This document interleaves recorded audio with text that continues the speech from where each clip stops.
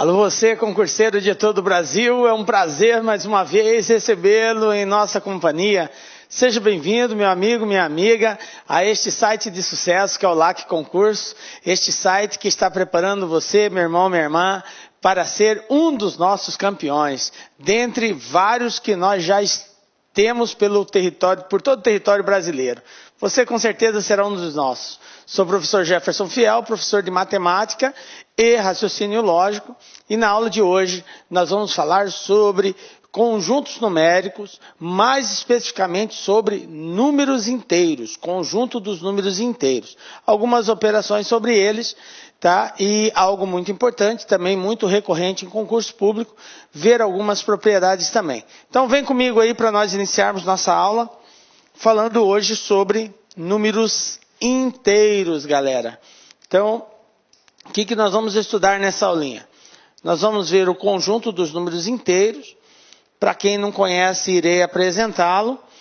Nós vamos ver também as propriedades que envolvem o conjunto dos números inteiros e as principais operações que a gente diz de operações fundamentais da matemática, que é a adição, a subtração, a multiplicação e a divisão envolvendo números inteiros.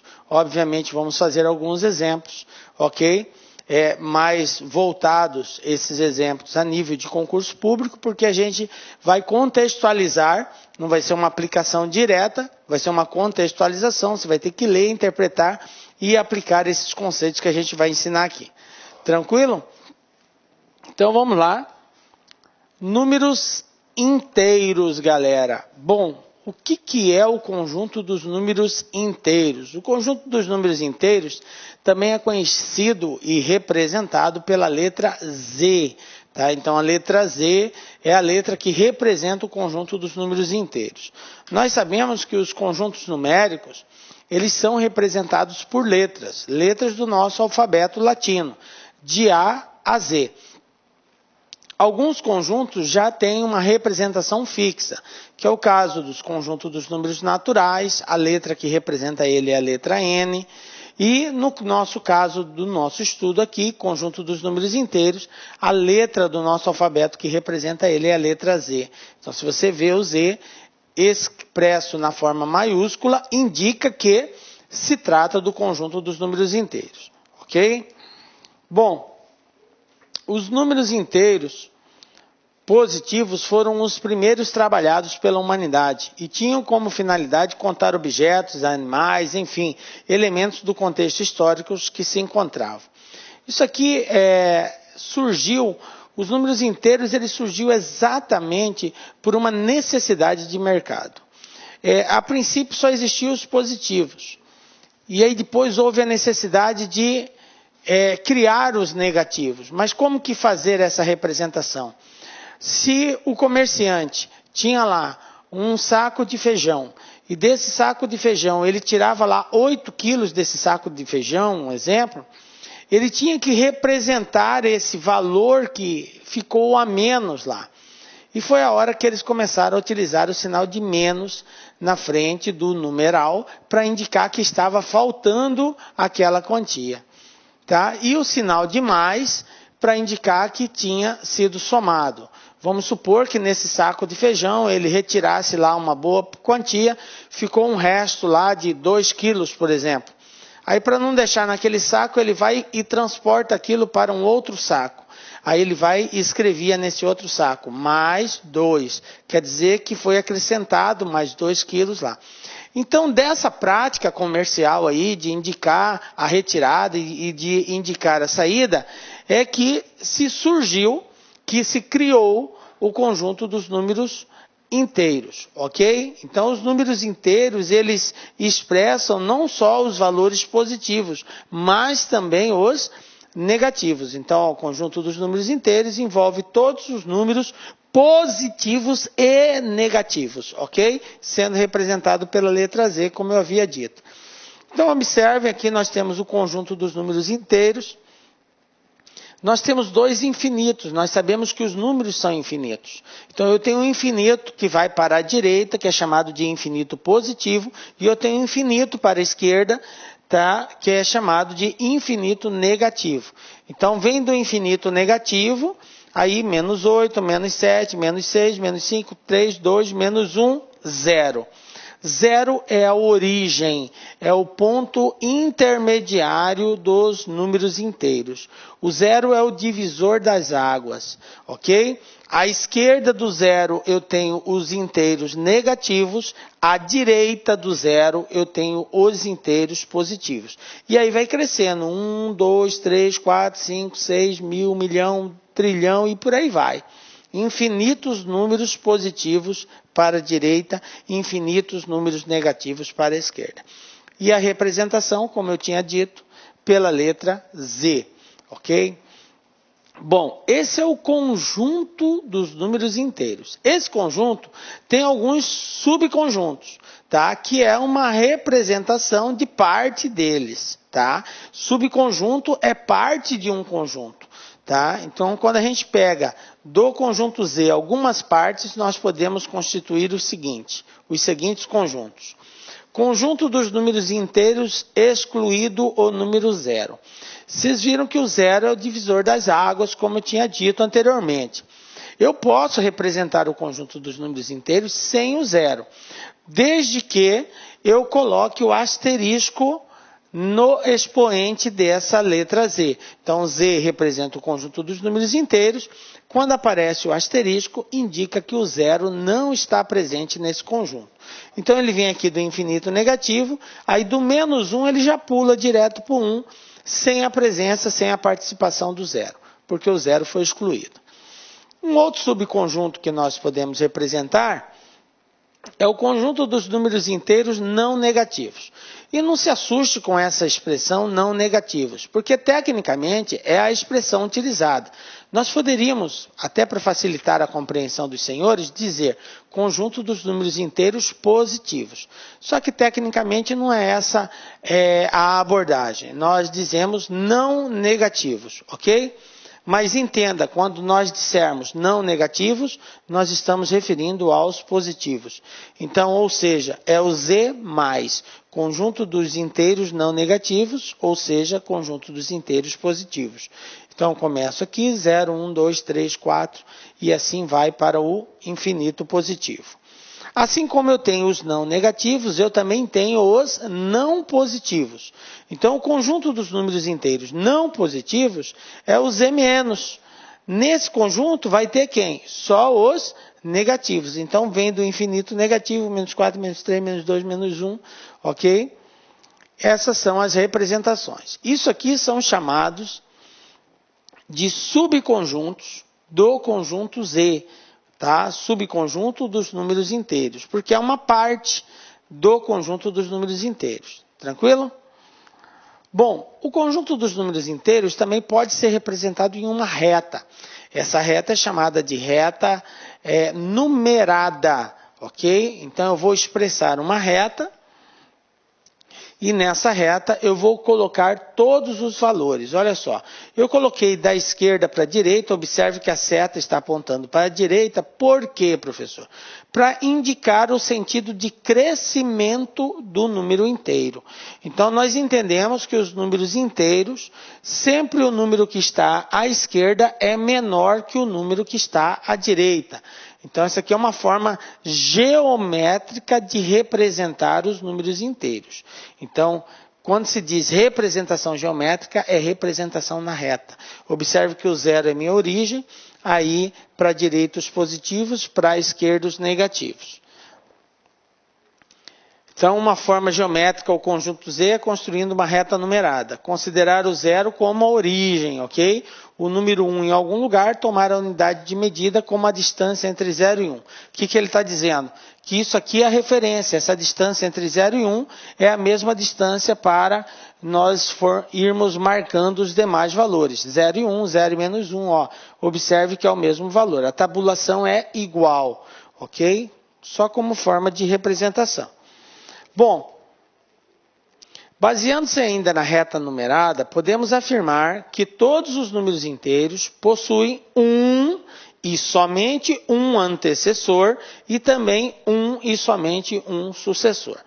Pessoal, a palavra antecessor e sucessor também ela é muito recorrente em concursos públicos. E a gente precisa entender a essência dela.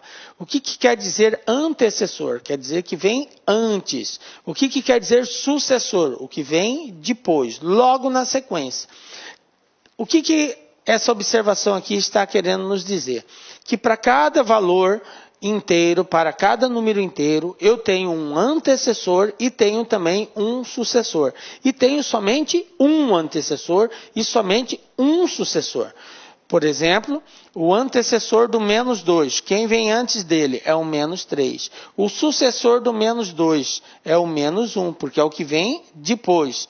O antecessor do 3 é o 2, que vem antes. O sucessor do 3 é o 4, que vem depois. Ok? Então, isso que é antecessor e sucessor. Uma outra questão aqui também muito importante para nós enxergarmos é o seguinte.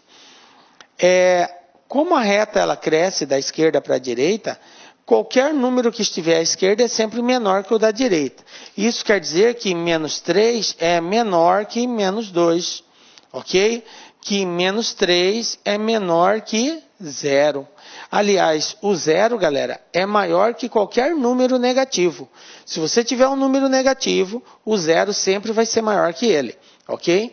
Quando for positivo, aí é normal. O maior número é o maior deles. Agora, quando eu estiver comparando dois números negativos, por exemplo, menos 45 e menos 10. Olha, observe que eu tenho dois números negativos. Se eu estiver fazendo a comparação entre eles, quando eles forem negativos, o maior número é o menor deles. Portanto, 45 menos 45 é menor que menos 10. Ok? Se for negativo, quanto maior o valor absoluto, menor vai ser o número. Ok? Se for positivo, aí é o contrário. Quanto maior, maior vai ser o número. Ok? Porque isso aqui causa muita confusão às vezes. O aluno vê dois números negativos e fica na dúvida de quem é maior e quem é menor. Tá? Se for negativo, o maior número é o menor deles. Se for positivo, normal. O maior é o maior mesmo. Tranquilo? Ordem e simetria no conjunto dos números inteiros, galera. Veja bem, o que é isso? Nós já vimos que o sucessor de um número inteiro é o número que está imediatamente à sua direita. Sucessor, ok? Vem depois, está à sua direita. E o antecessor do número de um número é o que está imediatamente à sua esquerda, ou seja, antes do número. Tranquilo? Bom, vamos ver um exemplo aqui. 2 é antecessor de 3, beleza? Obviamente, então, 3 é sucessor de 2. Se o 2 está antes, é porque o 3 está depois. Menos 5 é antecessor de menos 4. Isso quer dizer que menos 4 é sucessor de menos 5. Se o menos 5 está antes, é porque o menos 4 está depois. 0 é antecessor de 1. O 0 vem antes do 1. Isso quer dizer que o 1 é sucessor do 0. Ele vem depois do 0. Então, está aqui mais uns exemplozinhos para ajudar a compreender o que é antecessor e o que é sucessor. Beleza? Bom, todo número inteiro, exceto o 0, possui um elemento denominado simétrico ou oposto. Tá? Veja bem, essa palavra simetria ou oposto, tá? É um valor, é um número. São dois números que, comparados, têm o mesmo valor absoluto, representam o mesmo número, porém eles têm sinais contrários. Então, eu tenho aqui um menos z, todo número inteiro, exceto o 0. E ele é caracterizado pelo fato geométrico que tanto z como menos z estão à mesma distância da origem do conjunto que é o 0. O que ele está querendo dizer com isso? Está querendo dizer o seguinte, que na reta, nós temos aqui a reta, isso aqui representando geometricamente o conjunto Z. Eu tenho aqui a origem, que é o 0. Todo número inteiro possui um oposto. Quer dizer que eu tenho aqui 1. Quem é o oposto de 1 é o menos 1. 1 e menos 1 são simétricos ou opostos, ou seja, a distância deles em relação à origem são iguais. A questão do sinal positivo e negativo é para indicar que um está à direita e o outro está à esquerda. Então eu tenho aqui o 2 e eu tenho aqui o menos 2. A distância deles em relação à origem também é simétrica. Portanto, 2, o oposto dele é menos 2. O 3, quem é o oposto do 3? O oposto do 3 é o menos 3 e assim sucessivamente. Então, o oposto de qualquer valor é o mesmo valor com sinal trocado. Desculpem. O oposto de qualquer valor é o mesmo valor com sinal trocado. Tranquilo? Agora, entendam também que a palavra oposto e simétrico, elas querem dizer a mesma coisa. Qual é o simétrico de 5? É o menos 5. Qual é o simétrico de menos 20? É mais 20. Ok? Então, ó, oposto de mais 2, menos 2. Oposto de menos 7, mais 7. Tranquilo? Módulo de um número inteiro. Galera, uma outra palavra muito comum também aparecer é a palavra módulo. E aqui eu quero abrir um parênteses, porque o módulo, ele é algo que geralmente quando o exercício faz referência a medidas ou a grandezas como quantidade de pessoas, que são grandezas que não admitem valores negativos. Por exemplo, você não pode dizer que existe menos 5 pessoas. Não tem como. A quantidade de pessoas é uma quantidade positiva. Ou ela existe ou não existe. Tá? Nós representamos, às vezes, uma quantidade negativa para indicar que está ausente, mas não no sentido de existência. No sentido de existência, só valores positivos. Ok? A mesma coisa, medidas. As medidas, elas são expressas sempre em valores positivos. 1 metro, 2 metros, 3 metros.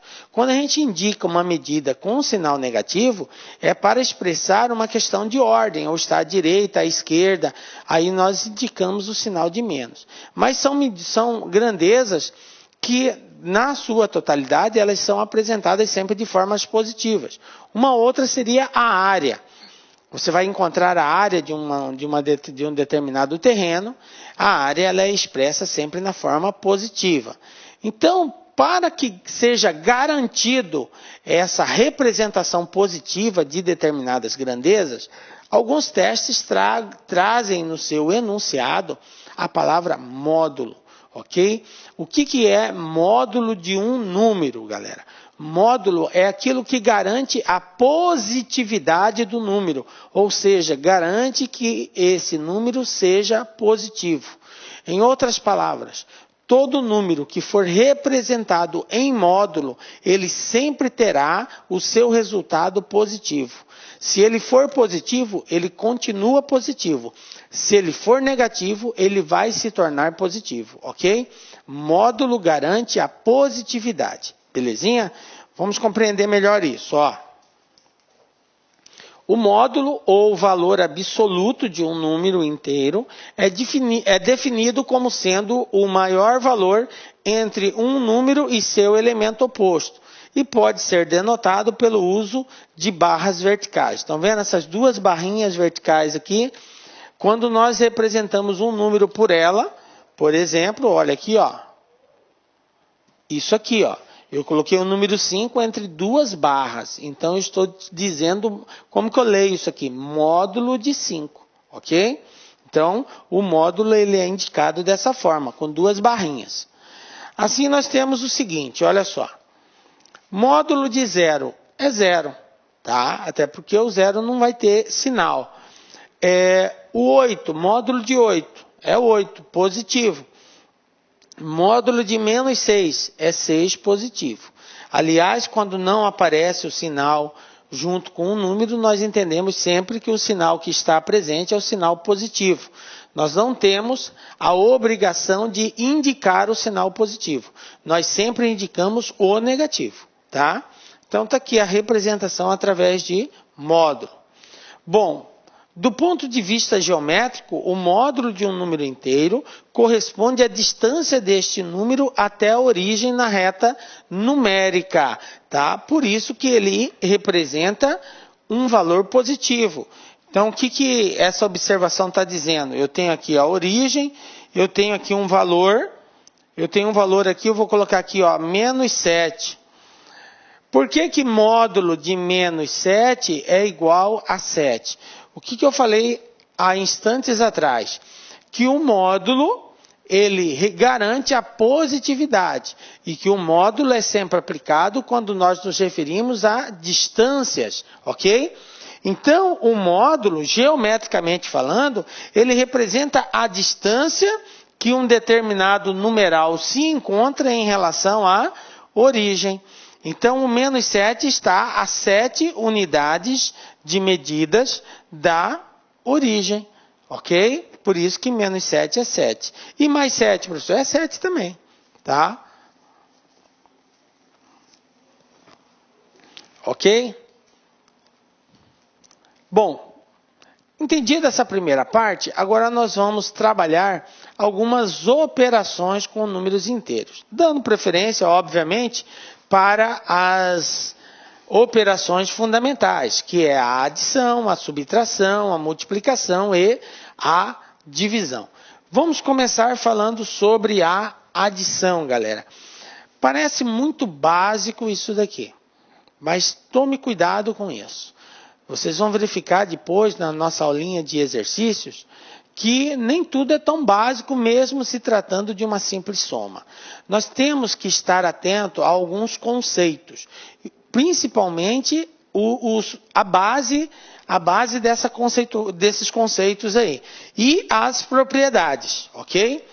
Vamos então falar sobre a adição, galera. O que é adicionar dois valores? A adição é a operação que permite, a partir de um par de números, ou seja, dois números no mínimo, tá? Pode ter mais, 3, 4, 5, infinitos números, a partir de um par, determinar um outro número que é a soma, ok? Então, a adição é o resultado da associação de pelo menos dois valores, tá? Que somados nos dá um outro resultado. Exemplo, eu peguei aqui um par, 12 e 7, e vou somá-los, 12 mais 7. Então, a associação desses dois, positiva, me deu como resultado o 19. Bom, esses valores, galera, o 12, o 7, o 19, na adição, eles recebem um nome, tá? Dependendo da posição que o elemento se encontra, ele tem uma nomenclatura. E isso é base da nossa teoria, aquela observação que eu fiz há instante. Nós temos que entender os conceitos e as nomenclaturas. O 12 e o 7, eles são chamados, esses dois aqui, são chamados de parcelas, ok? Tanto o 12 quanto o 7. Aqui eu tenho uma adição de dois elementos, então eu tenho duas parcelas. Eu poderia ter 3, 4, 5, é ilimitado, ok? Então, o 12 e o 7 são chamados de parcelas. E o 19, professor? O 19, ele é chamado de soma, ou resultado, ok? Então, eu tenho parcela, parcela e soma. Parcela, parcela e soma. Então, está aqui, 12 e 17 parcela. E o 19 é chamado de soma. Propriedades da adição. Bom, são várias as propriedades que envolvem a adição. Vamos dar destaque a algumas delas aqui.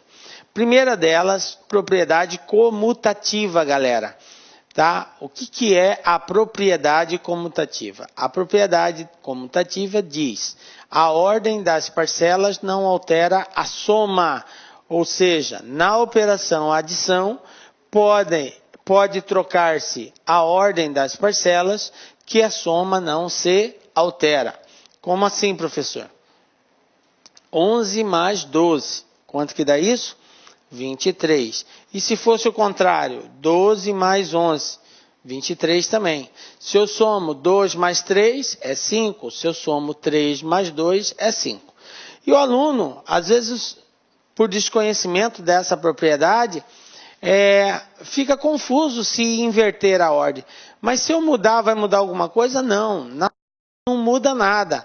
Se você vai somar A mais B mais C, ou vai somar C mais B mais A, ou B mais A mais C, quem vai vir primeiro não vai alterar, ok? A ordem das parcelas não altera a soma. Esta é a primeira propriedade. Outra propriedade, conhecida como propriedade associativa. O que quer dizer essa propriedade? Nessa operação, nós podemos agrupar as parcelas de maneira diferente, que a soma não se altera. Como assim, professor? Olha só esse exemplo. 9 mais 12 mais 7.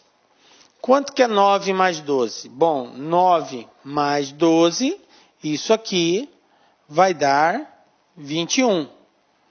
Aí 21 mais 7, 28. Ok? Belezinha. Deixei para somar o 7 só no final. Somei o 9 mais o 12 primeiro. Bom, agora eu vou fazer o contrário. Eu vou deixar o 9 para somar depois. Vou somar o 12 mais o 7 primeiro. 12 mais 7, 19. Aí, ó, 9 mais 19, 28. Observe que não importa a ordem que eu estabeleço nessa adição. Se eu vou somar o primeiro com o segundo, depois pegar o resultado com o terceiro.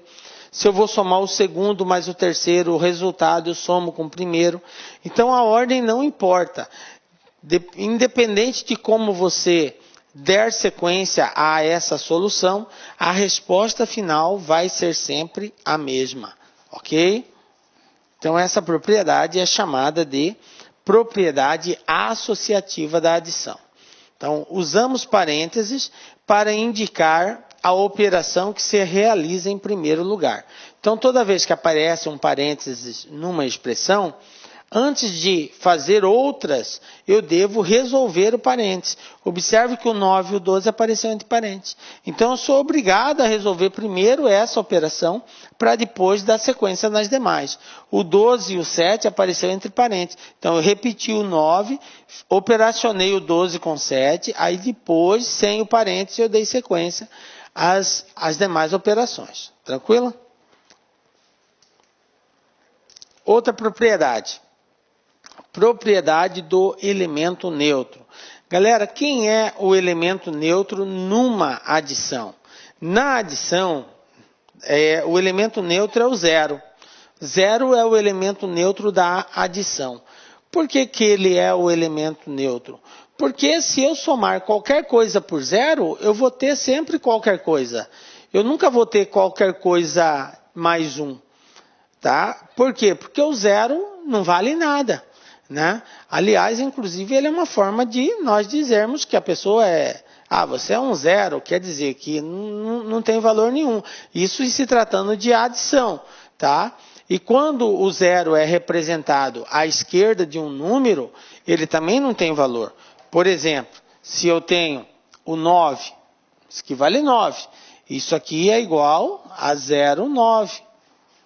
Qual que é a diferença disso para isso? Nada. Por quê? Porque o zero à esquerda de um numeral não tem valor. E se eu representasse assim, professor, 009, também continua valendo 9. Você pode encher de zeros aqui, 0, 0, 0, 0, 0, 0, 9. Isso aqui é igual a isso aqui. Não vai... Olá, meus amigos, minhas amigas, sou o professor Luiz Antônio de Carvalho, estou aqui para fazer um convite muito especial para você que acabou de assistir a aula aí, um pedaço de uma aula demonstrativa do nosso professor do Lá Concursos. Nós aqui do Lá Concursos preparamos um super curso online, ponto a ponto do digital e super atualizado para o concurso da PM de São Paulo 2017, com um investimento com o melhor custo-benefício da internet, apenas 10 parcelas de R$ 25.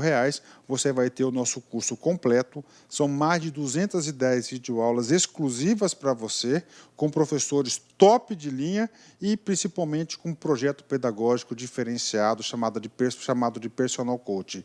O projeto pedagógico que faz o aluno ter sucesso no concurso. Por quê? Porque ali vai organizar a vida do concurso. E papo reto com vocês, eu tenho certeza absoluta, se vocês cumprirem todas as nossas orientações pedagógicas, eu tenho certeza que você ficará super competitivo no concurso aí da PM de São Paulo 2017. Bacana? Legal.